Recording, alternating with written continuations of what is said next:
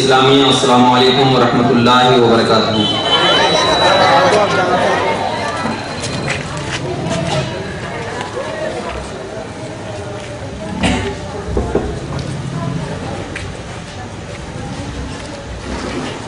الحمدللہ الحمدللہ الذی ابدع الافلاک والارضین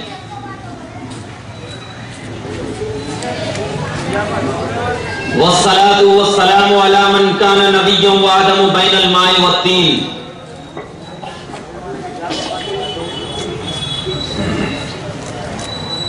وعلى آله وأصحابه أجمعين أما بعد قال الله تبارك وتعالى في القرآن المجيد والفرقان الحميد اعوذ باللہ من الشیطان الرجیم بسم اللہ الرحمن الرحیم۔ الحمدللہ علماء کرام کی آمد ہو رہی ہے۔ حضرت علامہ مولانا مہتاب چشتی صاحب قبلہ بھی تشریف لائے ہیں، آپ کا خیر مقدم کیا جاتا ہے۔ نعرہ تکبیر، نعرہ رسالت، علماء اہل سنت، علماء اہل سنت، عشق محبت، عشق محبت، عشق محبت، عشق محبت، پتی پتی پھول پھول، غلام ہے غلام ہے۔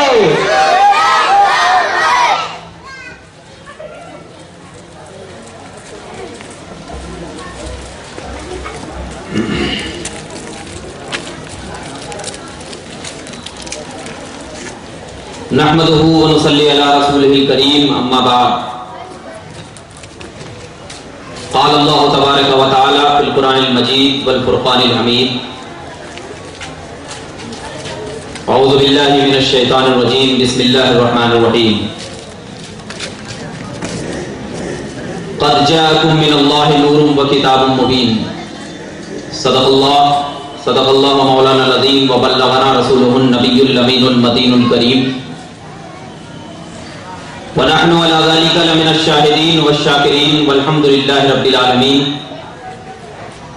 سبحانك لا علم لنا إلا ما علمتنا إنك أنت العزيز الحكيم۔ حضرات گرامی، آئیے کچھ عرض و معروض سے قبل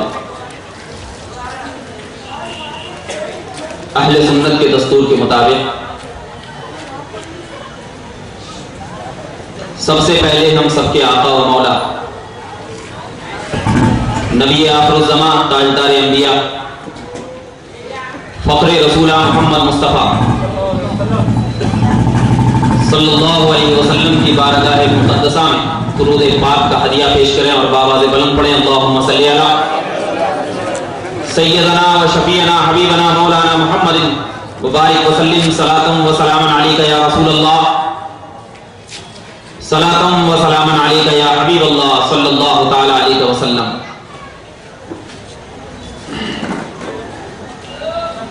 حضرات، الحمدللہ ہر سال کی طرح اس سال بھی عاشقان مصطفیٰ اپنے سینوں میں نبی پاک صلی اللہ علیہ وسلم کا عشق لے کر جمع ہوئے ہیں اور اپنے آپ کو عاشق رسول کے زمرے میں داخل کر کے اس بات کا ثبوت دے رہے ہیں کہ اللہ تبارک و تعالیٰ نے جس طرح میرے نبی پاک صلی اللہ علیہ وسلم کو نور الہی کے ساتھ مبعوث فرمایا، اس نور کی روشنی سے ہم تمام کے دل روشن ہو جائیں۔ اسی غلامی رسول کو برقرار رکھتے ہوئے اور ہم تمام اہل سنت کے دستور کے مطابق السلف صالحین کے طریقے کو اپناتے ہوئے ہر سال جشن عید میلاد النبی کی محفل منعقد کیا کرتے ہیں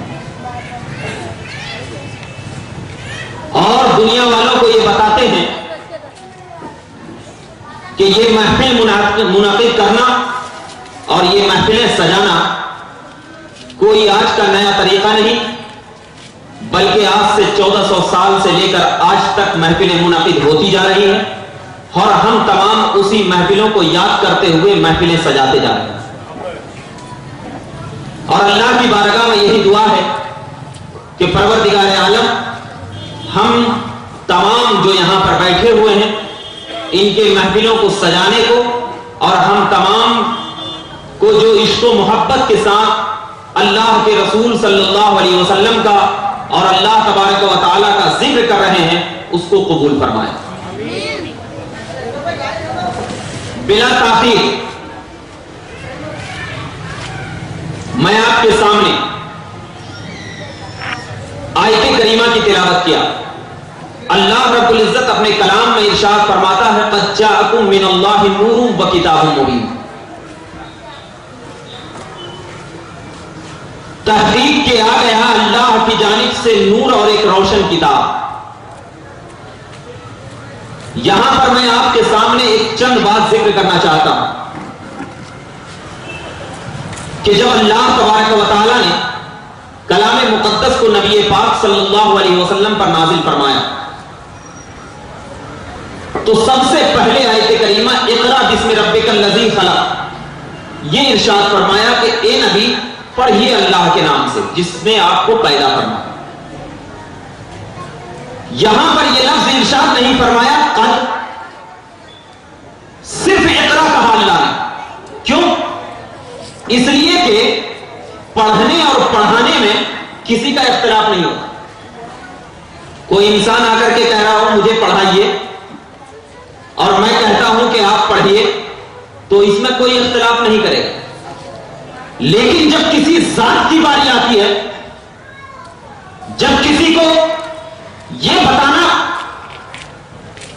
چاہتا ہے خدا کہ اب میں ایسی ذات کو تیرے سامنے مبعوث کر رہا ہوں جو ذات کے بے سہاروں کا سہارا ہے، جو ذات کے غریبوں کا داتا ہے، جو ذات کے محسن انسانیت کا لقب لے کر آیا ہے، جو ذات کے مکہ کی سرزمین پر چل کر مدینے والوں کی رہنمائی کرتا ہوا نظر آتا ہے، جو ذات کے مکہ میں بیٹھ کر ملک شام کی رہنمائیوں کو قبول کرتا ہے، جو ذات کے نور الہی کو جلوہ کر رہ کر اپنی نورانیت کو تمام عالم میں پھیلاتا ہے، جو ذات کے محسن انسانیت کا لقب لے کر تمام انسان کو راہ ہدایت دکھاتا ہے، جو ذات کے اپنے آپ کو ہدایت کا سرچشمہ بناتا ہے، جو ذات کے اگر مکہ کی طرف نظر کر دے وہ مکہ سیراب ہو جائے، جو ذات کے مدینہ کی طرف نظر کر دے تو وہ مدینہ آب و ہوا کی گلیوں میں نظر آتی جائے، جو ذات کے ہمیشہ کسی کی طرف نظر کر دے تو وہ صحابی کا مرتبہ پالے، جو ذات کے عباس کی طرف نظر کر دے کفر کی ظلمت مٹ جائے، جو ذات کے عمر کی طرف نسبت کر دے تو وہ عمر اپنے آپ کو کفر کی ظلمت میں مٹا کر اپنے آپ کو ایمان کا سہارا محسوس کرنے لگے، جو ذات کے صدیق اکبر کی طرف نظر کر دے تو وہ صدیق ہمیشہ صداقت کا نظریہ بن کر ابھرے، جو ذات کے عثمان کی طرف نظر کر دے تو وہ عثمان سارے جہاں میں مالدار نظر آتا رہے، جو ذات کے علی کی طرف نظر کر دے تو وہ علی تمام ولی کا سردار بن جائے۔ اب میں ایسی ذات کو بیان کر رہا ہوں کہ اے محسن انسانیت کے داتا، اے آقا، اے محبوب، اے تمام انسانیت کے داتا، میں آپ کے سامنے اے مکہ والے میں ایسی ذات کو بیان کر رہا ہوں جو ذات ہمیشہ ایک ذات نہیں ہوئی ہے، جو ذات ہمیشہ ایک الفاظ نہیں ہوئی ہے، جو ذات ہمیشہ ایک رنگ میں نہیں برسی ہے، جو ذات اگر مکہ میں چل رہی ہے تو قد جاءکم من اللہ نور و کتاب مبین کا لقب پا رہی ہے، اور وہ ذات اگر مدینہ میں چل رہی ہے تو یا ایھا المزمل کا لقب پاتے ہوئے نظر آ رہی ہے۔ میں ایسی ذات کے سامنے ایک ایسے انسانیت کو پیش کر رہا ہوں کہ اگر مکہ والے تم انکار کرو گے تو پہلے لفظ قد کی طرف دیکھ لینا، کیونکہ پروردگار عالم نے جاءکم نہیں کہا بلکہ قد جاءکم کہا کہ وہی ذات ہے کہ یہ پروردگار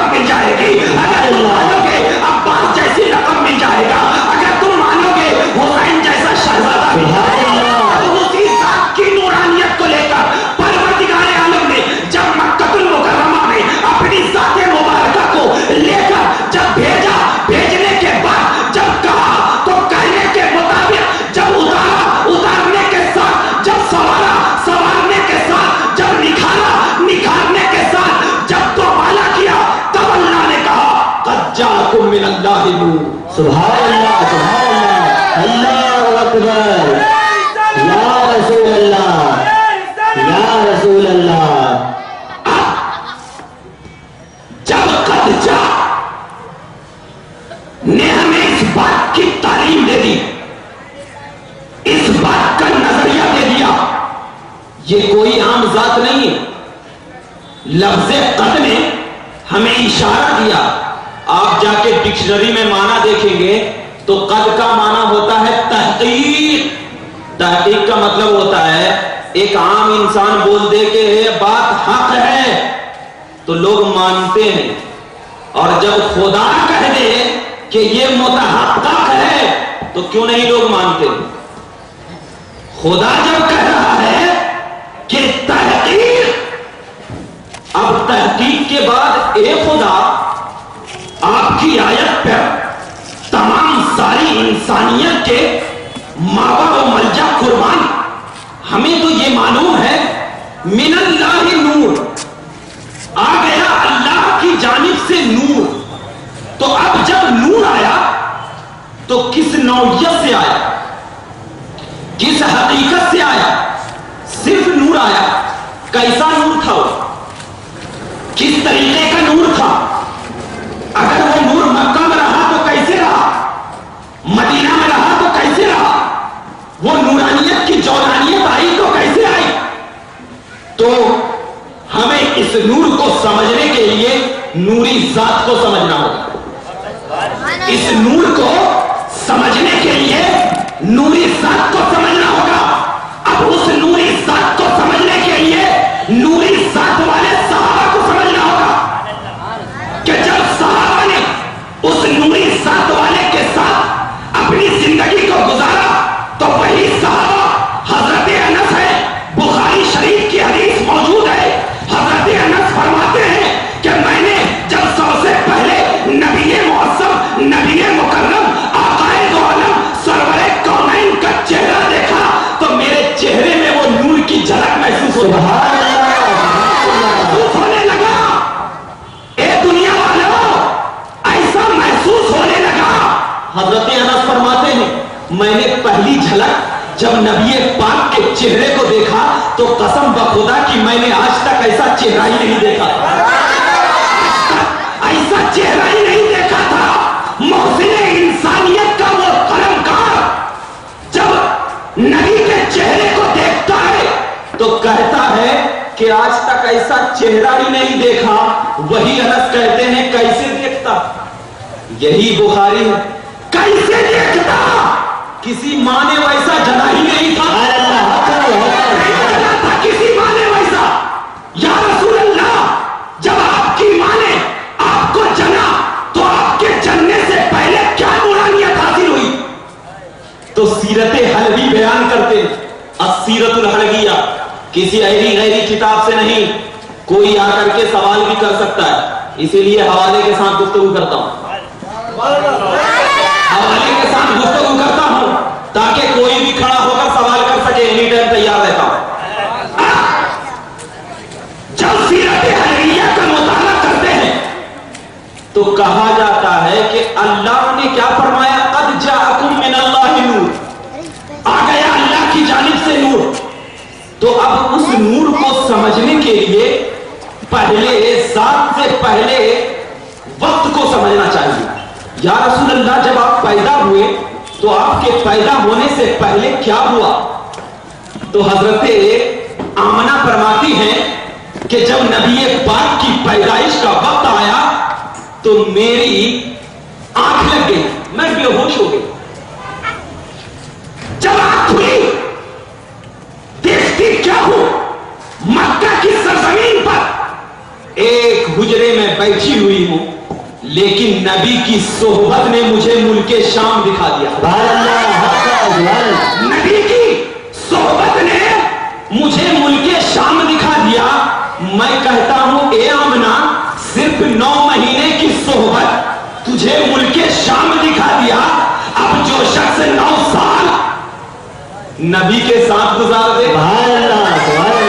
9 مہینے کی صحبت کی یہ پاور آمنہ کہ تیری آنکھوں میں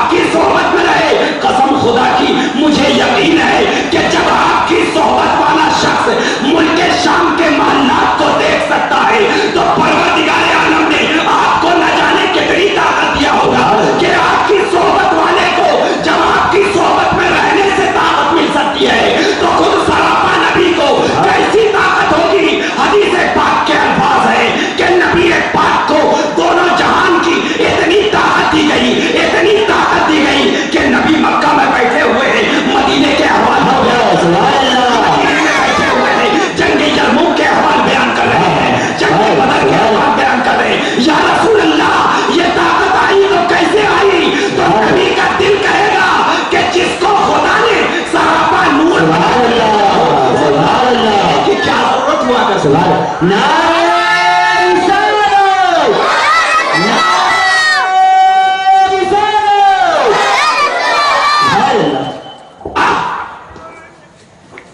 जब ये बात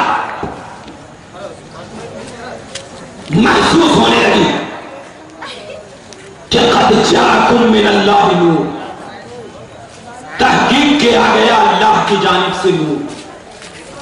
अब जब नूर, ये बिल-इत्तिफाक फैसला है, इसलिए मैं तफसीर की तरफ नहीं जा रहा। बिल-इत्तिफाक फैसला ये है कि नूर से मुराद रसूल की जात है। और बिल-इत्तिफाक इसलिए बोल रहा हूं कि जमहूर का कौल जो होता है ज्यादातर काबिल कबूल हुआ करता है। ये चंद उलमा है 3-4 जो नूर से मुराद कुरान लेते हैं। जब ये बात हो गई कि या रसूल अल्लाह, नूर से मुराद आपकी जात है और किताब से मुराद कुरान है, किताब से मुराद कुरान है।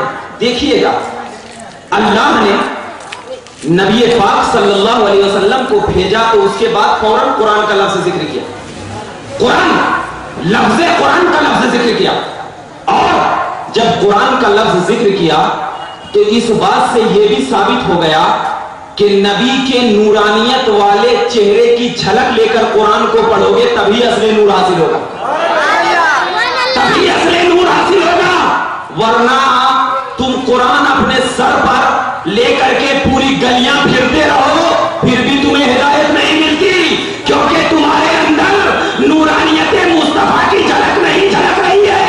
इसलिए अगर तुम अपने अंदर नूरानियत मुस्तफा की झलक लेकर कुरान को सिर्फ एक मर्तबा देख लोगे तो कसम खुदा की तुम्हें ऐसी नूर हासिल होगी कि उस एक नूर के झलक की वजह से तुम्हें दूसरे को रोशनी देते हुए नजर आएगा। इसीलिए आज तमाम लोग नूरानियत मुस्तफा की झलक को लेकर चलते हैं ना, तो कभी गौसे पाक जैसे वली पैदा होते हैं। क्यों? इसलिए कि उन्होंने नूरानियत मुस्तफा की झलक लेकर बगदाद में आए तो पूरे बगदाद वाले कदमों में गिरने लगे।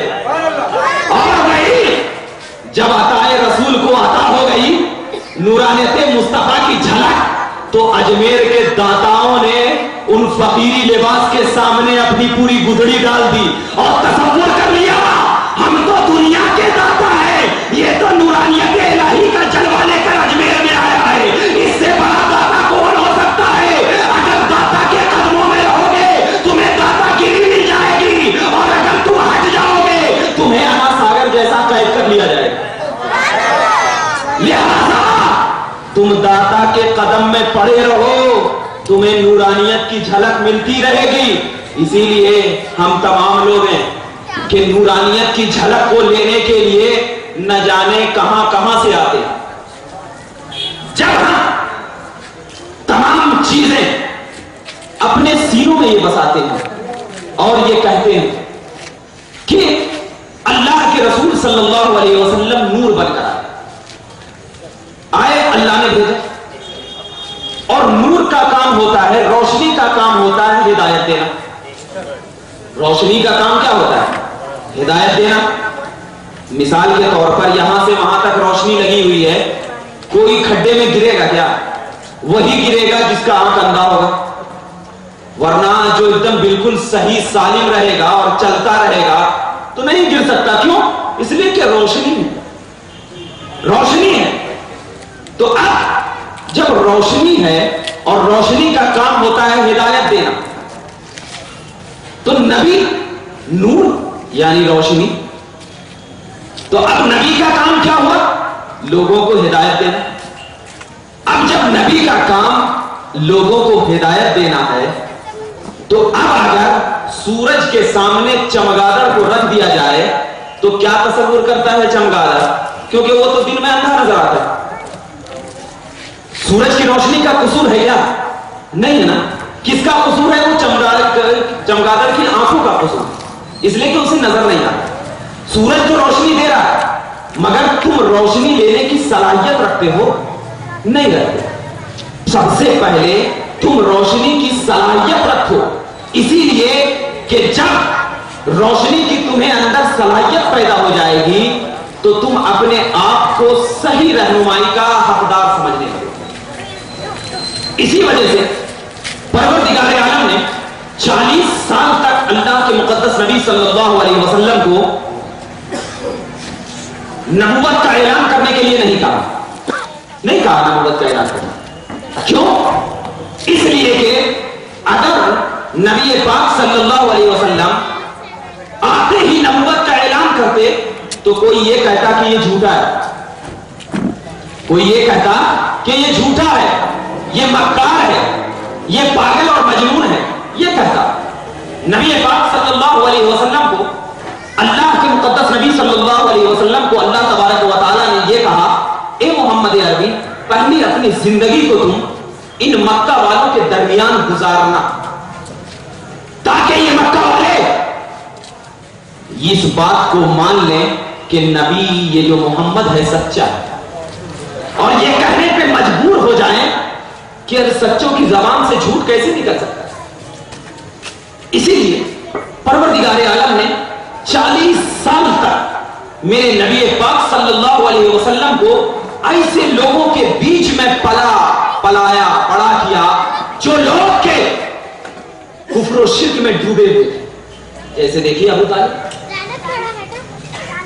جیسے دیکھیے ابو لہب، ابو جہل، یہ سب چچا ہیں لیکن کیا تھے؟ کافر تھے. مگر نبی پاک نے ان کے درمیان بھی اپنے اسلام کو بلند رکھا اور یہ بتا دیا کہ ان کو مت دیکھنا، صرف پروردگار عالم کو دیکھنا کہ یہ تو آج ہے کل چلا جائے گا. وہ ذات ایسی ہے کہ ازل سے ابد تک رہے گی. میں محمد عربی نبی کا پیغمبر، نبی کا رسول، اللہ کا رسول، اللہ کا پیغمبر، میں اس دنیا میں مبعوث ہوا ہوں صرف اس لیے کہ پیغام الہی کو میں عام کروں.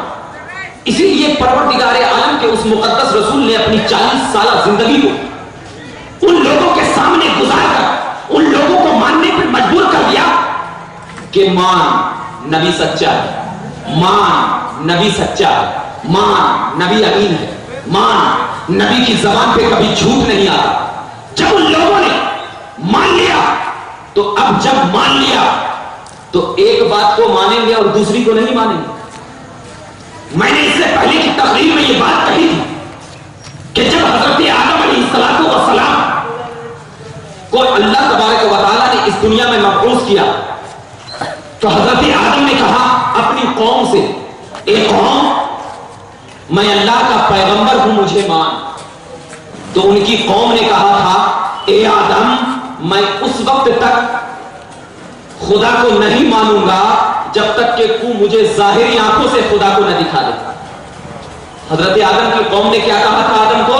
اے آدم میں اس وقت تک خدا کو نہیں مانوں گا جب تک کہ میں اپنی ظاہری آنکھوں سے خدا کو نہ دیکھ لوں. نوح آئے، حضرت موسیٰ نے جب اپنی قوم سے کہا اے قوم خدا کو مان، تو حضرت موسیٰ کی قوم نے بھی یہی کہا تھا کہ ہم ہرگز ایمان نہیں لائیں گے جب تک کہ ہم اپنی ظاہری آنکھوں سے خدا کو نہ دیکھ لیں.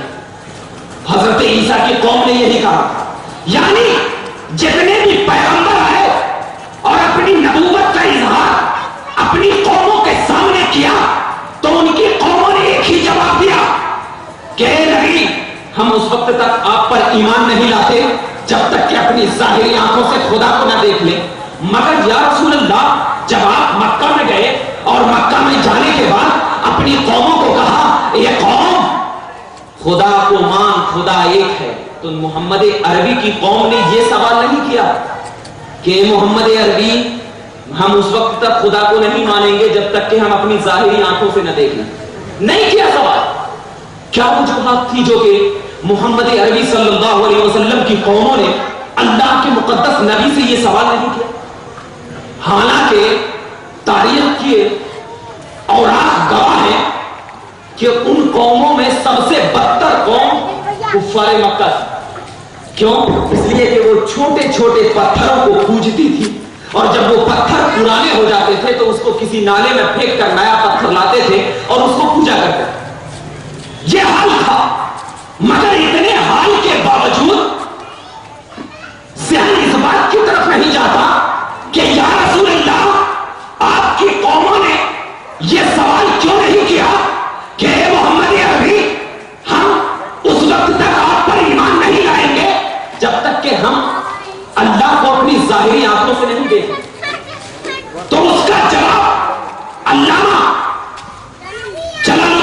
सयूती अलैहि रहमत व रिज़वान अपनी किताब हुस्नुल मक़सद फी अमलिल मौलद मैं इरशाद फरमाते क्या कि इसलिए नहीं कहा मोहम्मद अरबी सल्लल्लाहु अलैहि वसल्लम की कौमों ने अल्लाह के रसूल से ये सवाल इसलिए नहीं किया, इसलिए कि हजरत आदम को जब भेजा गया तो नूर का एक जर्रा मिलाकर भेजा गया, ईसा को जब भेजा गया तो नूर का एक खतरा दिया गया, मूसा को जब भेजा गया तो नूर का एक जर्रा दिया गया, ईसा को जब भेजा गया तो नूर का एक जर्रा दिया गया, यहाँ तक के आदम से लेकर ईसा तक सारे नबी को मोहम्मद अरबी के नूर से का एक जर्रा दिया गया।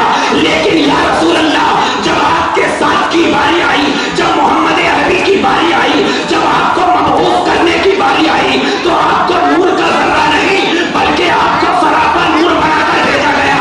और जब सरापा नूर बनाकर भेजा गया तो कुफ्फारे मक्का ने जब आपको अपनी निगाहों से देखा तो आपकी पेशानियों में नूर इलाही की चमक नजर आने लगी। जब चमक नजर आने लगी तो नूर इलाही का जलवा जब आपकी पेशानी से जाहिर हो गया, कुफ्फारे मक्का के नजरों में नूर इलाही चमका तो कुफ्फारे मक्का को ये एहसास हो गया, अरे ये मोहम्मद अरबी तो नूर इलाही का सरापा जलवा बन कर रहा है। मैं सवाल करूं तो कैसे करूं, अब मैं बयान करूं तो कैसे बयान करूं? तो अल्लाह के रसूल की कौमों ने उनसे सवाल इसलिए नहीं किया कि वो सरापा नूर इलाही का जलवा बनकर आए थे, तो सरापा नूर इलाही के जलवे को परवरदिगार आलम ने अपने कलाम में इसीलिए फरमाया, क़द जाअकुम मिनल्लाहि नूरुन व किताबुम मुबीन। सुभान अल्लाह, सुभान अल्लाह। नारे तकबीर, नारे रिसालत, नारे रिसालत। गुलाम है, गुलाम है। इश्क मोहब्बत, इश्क मोहब्बत। उलमाए अहले सुन्नत उसी नूर की झलक ने, उसी नूर की नूरानियत ने, उसी नूर की आगोशियत ने तमाम दुनिया को ऐसा रोशन कर दिया कि जो भी नूर इलाही को मोहम्मद अरबी के वसीले से, अभी आपने वसीले की तकरीर सुनी होगी और काफी मुदल्लम सुनी होगी, उसी नूर इलाही के वसीले से अब जो दुनिया अपनी तरफ लेती गई, नूर इलाही का जलवा आता गया, और जिसके सीने में नूर इलाही का जलवा आता गया वो जश्न मिलाद मनाता रहा। क्यों? इसलिए कि जश्न मिलाद एक ऐसा जलवे इलाही को समेटने का नाम है कि अगर हम मिलाद की महफिल को मनाते हैं तो नबी के नूरानियत की याद आती है, सुभान अल्लाह। नबी के फजीलत की याद आती है। क्यों? इसलिए कि मिलाद तो उसी का नाम है जिसमें नबी के नूर, नबी की अजमत, नबी की ताकत, नबी के वसाए, नबी की सरवत, नबी की उलूहियत, नबी की उलानियत, तमाम चीजों को बयान कर दे। तो जब हम नबी की अजमत को इस मिलाद में बयान कर देते हैं, इसी नबी की अजमत को बयान करने का नाम जश्न मिलादुन नबी कहलाता है। सुभान अल्लाह। और जब नबी की नात को बयान करने का नाम जश्न मिलादुन नबी कहलाता है, तो अब कोई इनकार कर दे कि नबी की नात पढ़ना शिर्क है। अरे ये लोगों का तो नजरिया ये है कि देखिए मैं आपको बताता हूं, कोई अगर नबी की अजमत का इनकार कर दे तो जमीन में गाड़ दिया जाएगा उसको। क्यों? इसलिए कि नबी की अजमत में तो सारा कुरान है, नबी की अजमत में तो हदीस पाक के अल्फाज हैं, तो कैसे इनकार करे? तो वो सोचता है कि नबी की अजमत को इनकार मत करो, मीलाद का इनकार करो जिसमें नबी की अजमत बयान की जा रही है। तो दरअसल मीलाद का इनकार करने वाले वही लोग होते हैं जो नबी की अजमत का इनकार करते हैं। क्यों? इसलिए कि सोचते हैं अरे जड़ ही को मिटा दो तो उसमें मीलाद में नबी की अजमत का जिक्र कैसे होगा? अरे हम मीलाद इसलिए मनाते हैं कि इसमें नबी की अजमत का जिक्र होता है, नबी की अजमत का जिक्र होता है। अरे परवरदिगार आलम ने जब पैदा करने से पहले तमाम अंबिया के रूह को जमा करके ये वादा लिया था कि अंबिया की जमातों, जब तुम تو نبی کی نورانیت کو بیان کرنا, نبی کی عظمت کو بیان کرنا, محمد عربی کا مدد کرنا. کیوں؟ یہی تو نبی کی عظمت ہے, یہی تو نبی کی عظمت ہے. تو نبی کی عظمت کا بیان میلاد النبی میں ہوا کرتا ہے, اس لیے ہم میلاد مناتے ہیں تاکہ نبی کی عظمت کو بیان کیا جائے. اور جو لوگ یہ کہتے ہیں کہ نبی کی عظمت ٹھیک ہے, 12 ربیع الاول کو نبی پاک صلی اللہ علیہ وسلم پیدا ہوئے اس لیے میلاد کہتے ہیں. تو لوگ یہ سوال نہ کر لیں کہ 12 ربیع الاول کو نبی کا انتقال بھی تو ہوا, غم کیوں نہیں مناتے؟ یہ ذہن و دماغ میں رکھیے, کیوں نہیں مناتے ہوگا؟ حالانکہ وہ لوگ یہ دلیل دیتے ہیں کہ حدیث کے الفاظ گواہ ہیں کہ صحابہ کرام نے نبی پاک صلی اللہ علیہ وسلم کے وصال کے بعد بہت رویا, بہت غم منایا, بہت رویا, بہت غم منایا. تو بس اس کا یہی جواب دینا کہ اللہ کے مقدس نبی صلی اللہ علیہ وسلم, بخاری, مسلم, ترمذی, صحاح ستہ کی قریب کتابوں میں یہ روایت ہے. کیا کہ اللہ کے نبی پاک صلی اللہ علیہ وسلم نے ارشاد فرمایا کہ 3 دن سے زیادہ سوگ مت مناؤ. نبی نے ارشاد فرمایا کہ 3 دن سے زیادہ کیا نہیں منانا؟ سوگ, غم. اور نبی پاک صلی اللہ علیہ وسلم کی وصال اس ظاہری دنیا سے ہوئے 1400 سال ہو گئے. 1400 سال. تو ذرا بتا, ہم تو نبی کے چاہنے والے ہیں, نبی کی بولی کو اپنے سینوں میں لے کے چلتے ہیں. سبحان اللہ, سبحان اللہ. نبی نے کہہ دیا اے میرے امتیوں 3 دن سے زیادہ سوگ نہ منانا, نہ منانا. صحابہ نے 3 دن منایا, اس کے بعد جشن منایا. سبحان اللہ. اس کے بعد جشن منایا. جشن کا معنی کیا ہوتا ہے؟ خوشی. جشن کا معنی خوشی ہوتا ہے. تو اس سے یہی کہنا کہ ٹھیک ہے جب نبی کی میلاد آتی ہے تو یہ کہتے ہو سوگ نہیں منانا, سوگ نہیں منانا کیونکہ یہ خوشی ہے. اپنے گھر میں جب شادی ہوتی ہے تو بینڈ باجا بنا کر کے شادی کیوں مناتے ہیں؟ یہ بھی تو جشن ہے, یہ بھی تو جشن ہے نا. جب نبی وفات پا گئے تو جشن منانا جائز نہیں, چاہے وہ کسی بھی طریقے سے ہو. یہ شادی بھی تو جشن ہے. تو یہ سب کیا ہے؟ بےہودہ سوالات, بیکار کے سوالات ہیں. صحابہ کرام نے بھی نبی پاک صلی اللہ علیہ وسلم کی وفات کے بعد جشن منایا, جیسا کہ حضرت عمر نے نبی پاک صلی اللہ علیہ وسلم کی وصال کے بعد شادی منائی. اور کئی صحابہ نے شادی منائی. تو کیا یہ خوشی نہیں تھی؟ خوشی تھی.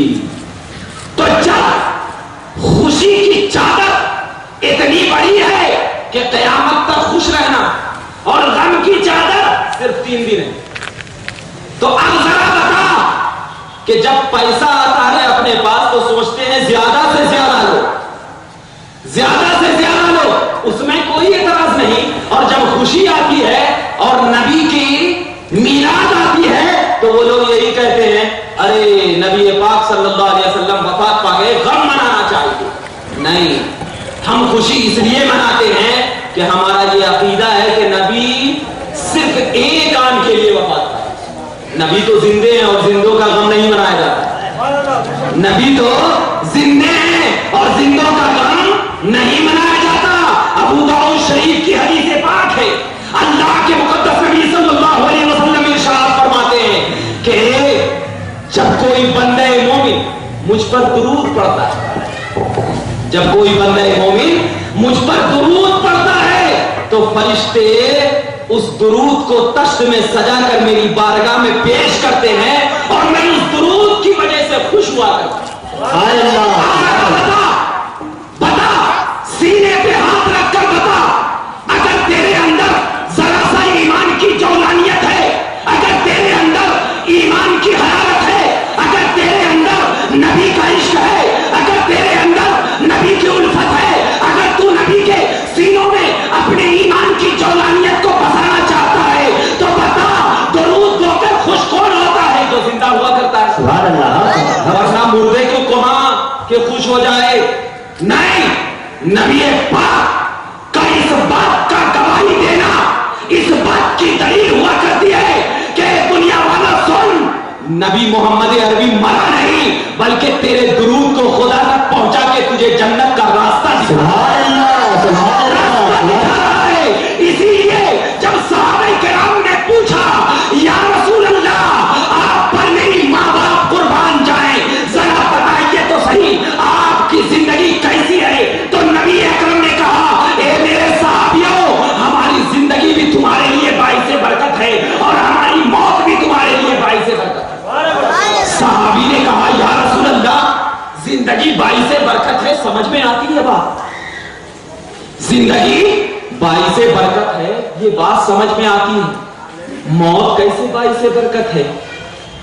تو نبی اکرم نے کہا زندگی باعث برکت ہے اس لیے کہ جب میں زندہ رہوں گا تو وہی آتی رہے گی اور وہی آتی رہے گی تو میں تمہاری رہنمائی کرتے رہوں, اور موت بھی باعث برکت ہے. وہ کیسے؟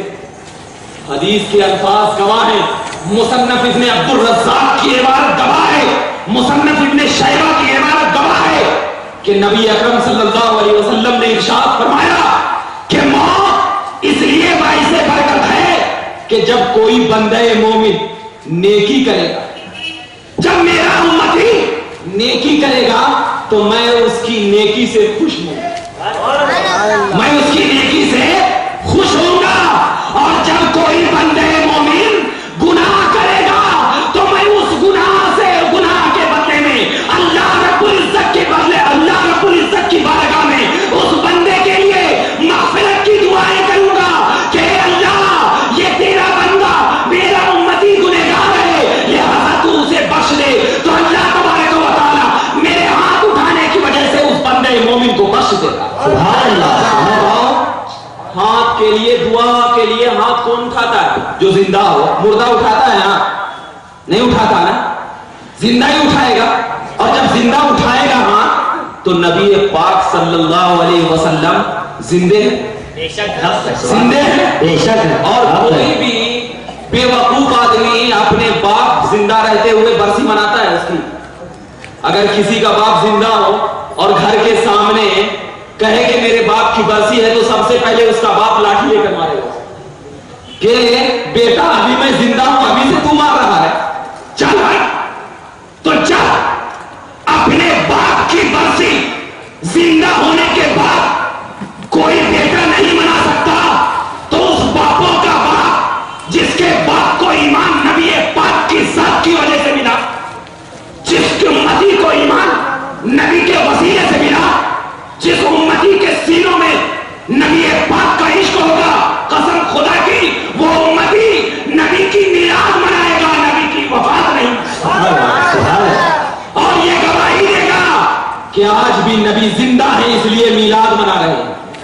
اور جب ہم میلاد مناتے ہیں تو اس میلاد کا نظریہ کیسا ہونا چاہیے؟ جیسے نبی نے میلاد منایا, خود نبی نے میلاد منایا. میری ایک کتاب ہے میلاد مصطفیٰ, انشاءاللہ جس حضرات کو بھی چاہیے وہ یہاں پر بکنے کے لیے آئی ہے, آپ لے کر کے جائیں, کیونکہ اس میں قرآن حدیث اور علماء کے اقوال سے میلاد مصطفیٰ کو ثابت کیا گیا ہے. 10 روپے ہدیہ ہے, آپ لے کر کے جائیے, اپنے لیے بھی اور دوستوں کے لیے بھی. جو بھی کہے میلاد مصطفیٰ منانا جائز نہیں ہے اس کے منہ پر میلاد کا کتاب چپکا دیجیے اور کہنا میں جواب نہیں دوں گا, اس کو پڑھ لو, سمجھ میں آ جائے گا کہ میلاد مصطفیٰ شرک ہے یا بدعت. یہ ذہن میں رکھنا. یہ بات بتا رہا ہوں کہ ہمارے لیے تو نبی کا قول ہی ایمان کی حیثیت رکھتا ہے, ہمارے لیے تو نبی کا عمل ہی ایمان کی حیثیت رکھتا ہے. تو نبی پاک نے خود میلاد منایا, جیسے کہ مسلم شریف کی حدیث پاک میں اللہ کے مقدس نبی صلی اللہ علیہ وسلم سے صحابی نے پوچھا یا رسول اللہ آپ پیر کے دن روزہ کیوں رکھا کرتے ہیں؟ تو نبی پاک نے کہا اس لیے رکھتا ہوں کہ میں اسی دن پیدا ہوں. میں ان لوگوں سے پوچھتا ہوں کیا تم نے کبھی پیر کا روزہ رکھا ہے؟ تو وہ لوگ کہیں گے ہاں رکھا ہے. کہیں گے میں کہوں گا کیا سمجھ کر رکھا ہے؟ کہا نہیں بس اللہ کا دن ہے اس لیے رکھا ہے. میں ان سے یہی کہوں گا نبی تو کہہ رہے ہیں کہ میں اسی دن پیدا ہوا, اس کی وجوہات بتا رہے ہیں کہ میں اسی دن پیدا ہوا اس لیے پیر کا دن روزہ رکھتا ہوں.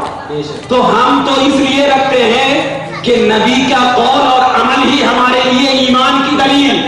تو اگر نبی کہہ دے کہ میں پیدا اسی دن ہوا اس لیے روزہ رکھا تو میلاد منا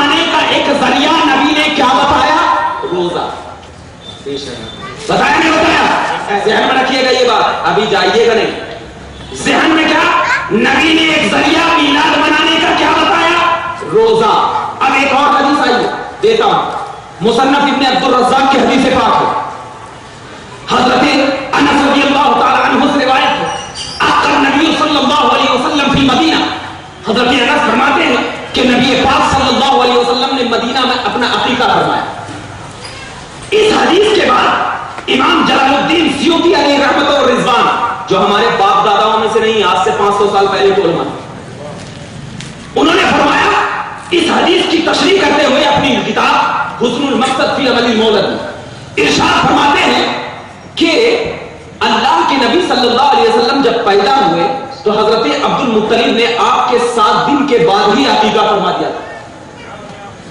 7 دن کے بعد ہی عقیقہ فرما دیا. اور حدیث میں کیا الفاظ سننے کو ہمیں ملے ہیں کہ نبی پاک نے مدینہ میں عقیقہ فرمایا. اور یہ بات اسلام میں متحقق ہے کہ کبھی بھی کسی شخص کا 2 مرتبہ عقیقہ نہیں ہوتا. امام جلال الدین سیوطی فرماتے ہیں کسی شخص کا عقیقہ جو ہے 2 مرتبہ نہیں ہوتا ہے. ہاں نبی پاک نے مدینہ میں بکرا جو کاٹا تھا وہ اس لیے کاٹا ہوگا، یہ ہے امام جلال الدین سیوطی فرماتے ہیں وہ اس لیے کاٹا ہوگا کہ نبی نے اپنی پیدائش کی خوشی میں وہ بکرا کو کاٹ کر تمام لوگوں کو کھلایا. سبحان اللہ سبحان اللہ. اب نبی نے ہمیں خود بتا دیا کہ نبی کے پیدائش کے دن کھانا کھلانا بھی جائز ہے.